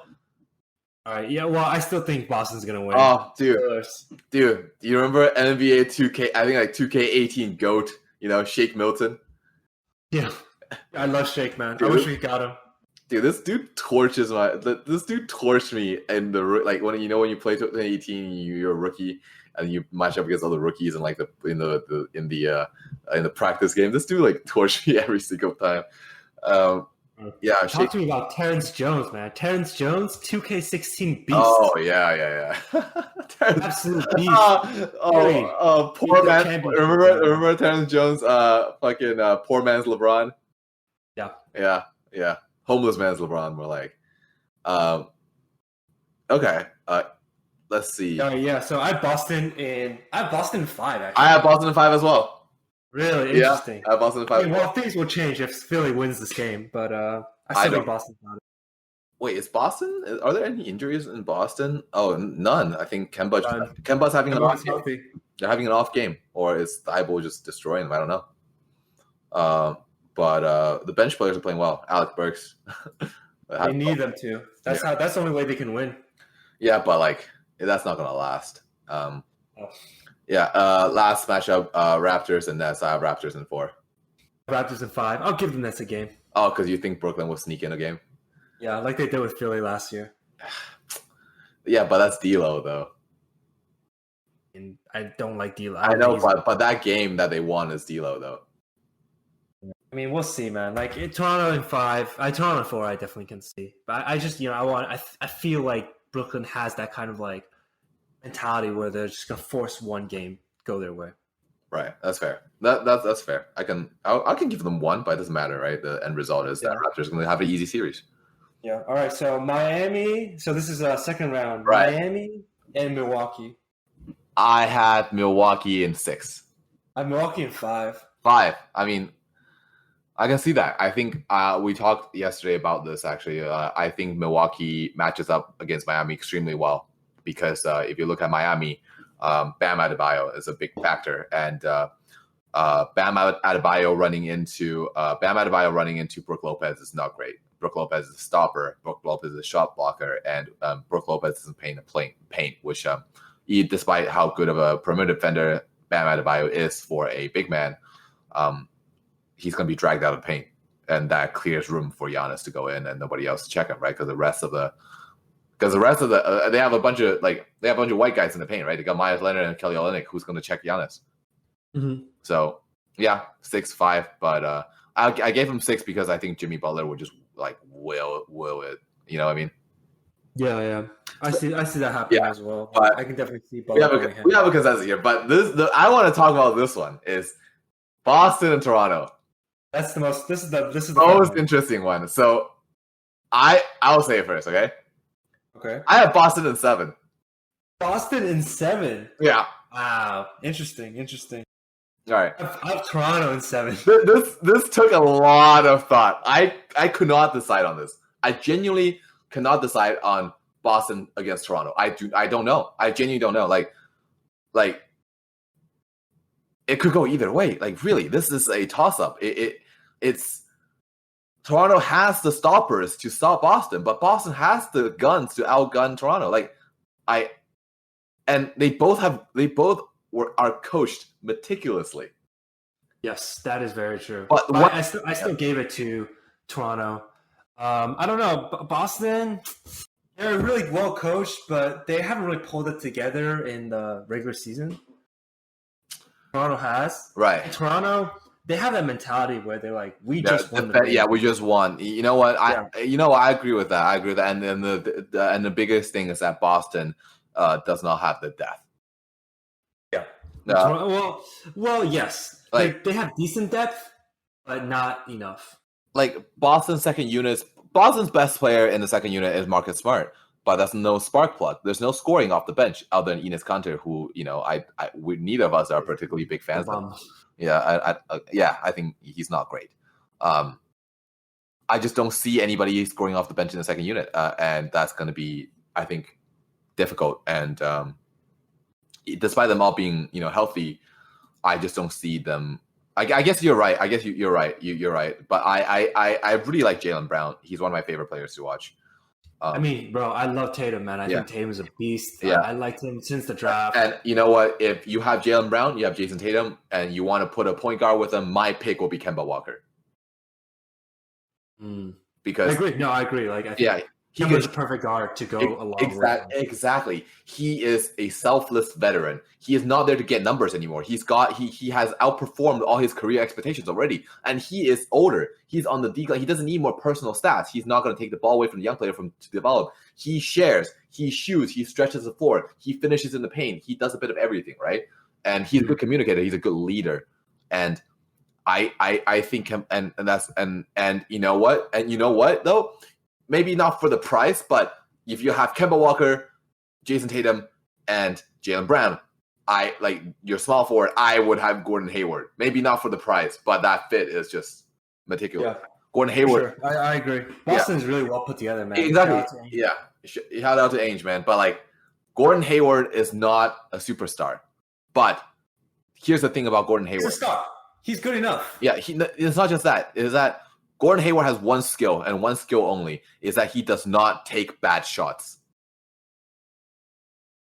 If he doesn't have the look, he passes. He does other things. He doesn't force his shots. But sometimes you want him to take that bad shot. Yeah. He's a bit more passive than I would, like. That's why Tatum is such a beast, because he's got that right mentality. Right. You got your Tatum as your go-to guy, right? You got Kemba as your leader. And to share the break a little bit, you got Jaylen Brown as the high energy guy, your third option, and you got Gordon Hayward, who's there to knock down shots that you want him to knock down, right? And then you have your enforcers and Daniel Tice. You have your Robert Williams, and you have your Marcus Smart. They are there to enforce, and even other like Grant Williams, Ojale. I think they're all good role players who are solid. Yeah, they get down and dirty, right? That's what I'm saying. I'll still say, like, for me, Toronto. So I keep discounting them. Yeah, and they prove me wrong. I'm saying I've been wrong about Toronto every step on the way in the season, and I'm wrong. I'm wrong about Toronto. I'm in Toronto. I apologize to my city. I apologize to all my neighbors. I am wrong about Toronto over and over and over again. I picked Boston over Toronto, and right now I'm thinking I might be wrong. So, all right, conference finals for the East. You go. Oh, since I have Milwaukee and Toronto, I have actually Toronto in 7. Yeah, okay. I told you yesterday that whoever wins this series will be Milwaukee in 7. So I have Boston. I think you're right because I think Milwaukee is very beatable. Yeah, because Milwaukee is just one-dimensional. It's Giannis and shooter. It's Giannis and shooter. And just hope Giannis can win the game for you. Right, and I think Brook Lopez is a good player, role player. George Hill, role player. Chris Middleton, glorified role player. Eric Bledsoe, hate him. I'm not a fan of Eric Bledsoe, and but Bledsoe, he does his job. I think you can give him that. He'll fulfill his role. What is his role though? He's not. He's too small to defend. Just he's not to be another ball handler that can score occasionally. But he can't shoot efficiently, and he doesn't finish that well. And he's just fast and he's athletic. And I feel like that's not the best thing for playoff success. That's not. Athletic teams don't win Well, I mean, that's why we're so low on Toronto, on Milwaukee. Yeah, right. So, and the thing is, they lost Malcolm Brogdon from last year, and that was huge. Yeah, and you know what? It took Toronto last year 2 games to figure out Milwaukee, and I think just because Toronto and Boston are so well coached with a great coaching staff with smart, high IQ players, I think it won't take them long to figure out what Milwaukee has up their sleeves. Yeah, no, I agree. Yeah, and so I have Boston in 7. I have Toronto in 7. Toronto in 7. Right. Okay. Then I have Toronto in 6. My bad. Wow. Okay, that's Toronto in 6. I think just like last year. I think without Kawhi, it'll be 7. Yeah, I think 7 sounds right. Either way, my logic here is that if Toronto wins, I don't think it's going to be in 7 games. If Milwaukee wins, I think it might be in 7 games. Does that make sense? It does make sense. Either you figure out Milwaukee or you don't. Yeah, exactly. And either Milwaukee either stomps you or it's super close but they finally win, or Toronto loses 2 games but they still comfortably win. I think if it's Boston, I think Boston will win in 7, but I think for Toronto matches up with Milwaukee extremely well. Like with Serge Ibaka and Marc Gasol, that's 2 body. Yeah, that's all you want really. That's the ideal situation. That's the 2 guys that Giannis don't want to fuck with, right? 2 guys that's down and dirty and is tough and is also to provide. Especially Gasol, even though he's a bit older now. Yeah. I love Serge Ibaka. I love Serge Ibaka. I know he might not look fantastic on the paper, but I love Serge Ibaka. He is also just a good looking guy, But Serge Ibaka, Marc Gasol, 2 bodies that will just have stops and still provide on the offensive side. I feel like just because Marc Gasol and Serge Ibaka are not who they used to be, they're not going to be the focal point of their offense, right? But they don't need to be since you have enough other players. Exactly. So they're pretty much jump shooters or cutters. They need to be, exactly, and that means they can focus all their energy on defense. Agreed. Yeah. All right. Finals. Let's talk about what's your finals looking like right now? Recap. We can talk about Boston against Lakers, we can talk about we can talk about. Okay, we'll talk about those 2. So let's talk about Boston Lakers. I have Lakers in 5. Yeah, I figure that. Maybe Lakers in 6 because Boston are so well coached. I just don't think Boston has the experience. Yeah, that's true. Yeah. Yeah, Fair. yeah. Yeah, there's nothing else to not talk not about. much to talk about. Toronto, that would be more interesting Wow, I'll actually have Lake Clippers beating Toronto in 5. in 5. Yeah, I think Kawhi is just I really value Kawhi, and I Right. think that's why I put Clippers over Lakers because I think Kawhi is like that good. Who gonna stop Pascal? George, I guess it doesn't really matter, man. Like I don't think Toronto can outperform the Clippers offensively Right. and defensively.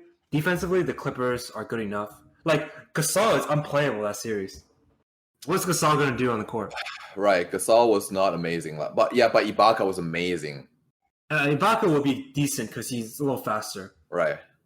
But what is Gasol going to do as your center? Like Clippers don't need to be in the paint. It doesn't matter if they want to be in the paint. It doesn't even matter if it's Clippers or Lakers. Like Gasol wouldn't be much of use in that matchup. Gasol will be very important against LeBron and AD. I think Gasol will be huge. Yeah. I guess against AD for sure. Against AD and because LeBron's weakness, you're right. Weakness is he drives, right? Like his go-to move is literally just driving into the paint. Right. Muscles. If Gasol's there, that makes it a little harder. If Zubac is there, LeBron's going to do whatever the hell he wants. True. So, if you have the Clippers, if it's Clippers against Boston, if it's Clippers against Celtics, I would have Clippers win in 6. Yeah, I have Clippers. I think Clippers beat Boston like pretty easily. Yeah, I think that matchup. Yeah, but 6 or 5. Yeah, but if it's Lakers against Raptors, I think that would be the most fun series to watch. Yeah. It would definitely be fun. AD against Gasol. Will LeBron make Raptors their bitch again? Again. Part 4? Part 3? That's like part 5 or some shit. Like, oh man, I don't want to see that. I don't want that. I would love to see that. Oh my god. Oh, smug Toronto bandwagoners. Oh my lord. That would be so sweet. Yeah. All the people that's saying, I mean, I like Toronto, man. I haven't won Toronto for so long, but I just I know, bro. Like, last year, like there's a slight asterisk in our championship. But we'll take it. Not really. Really? Like, well, because of the injuries, right? I mean, that's true, but what can you do? And then honestly, that shot against Philly, that was pure meme. That's the asterisk. Yeah. Not the injuries. I mean, no, Philly was, in my opinion.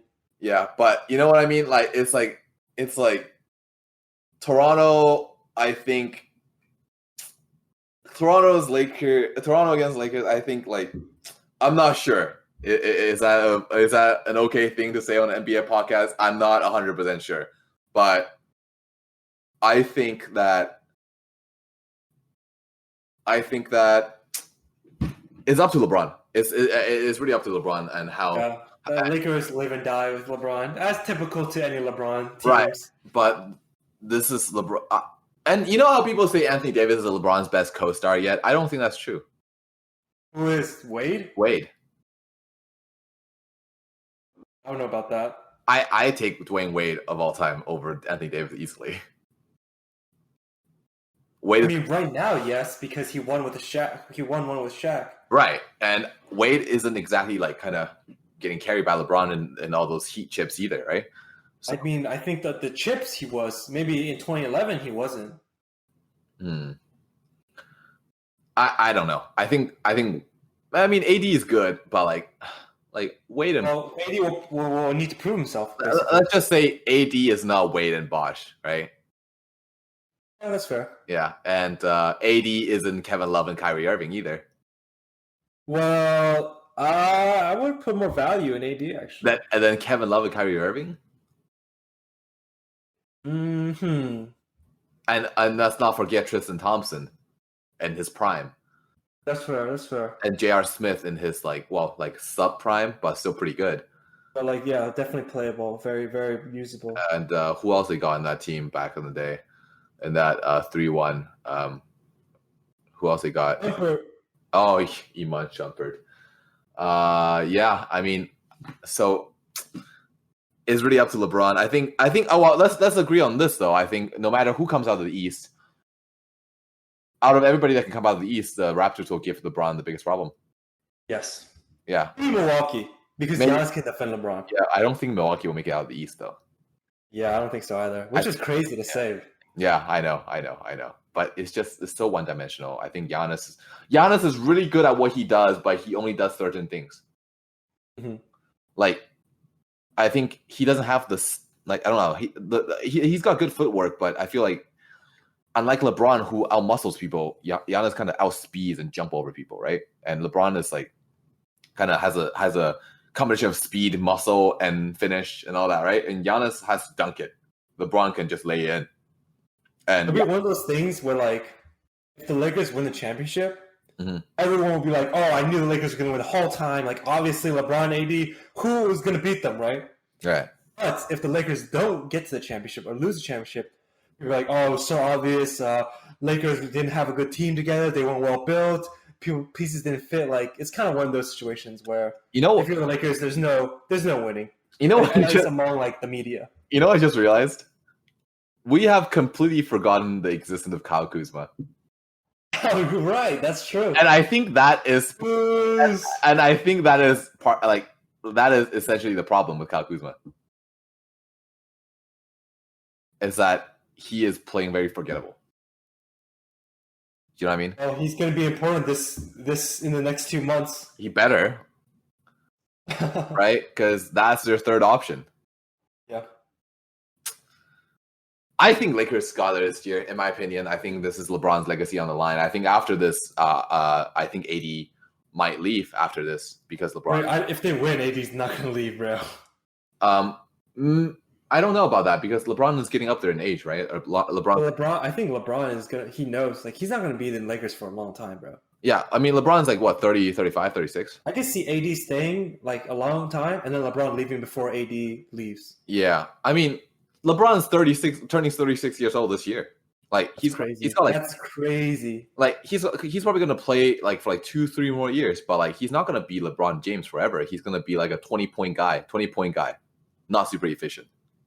I mean, during the regular season, he will be, but right during the playoffs, I think LeBron's still gonna beat some. I think this year we're getting a sneak peek into old man LeBron, you know, playmaker.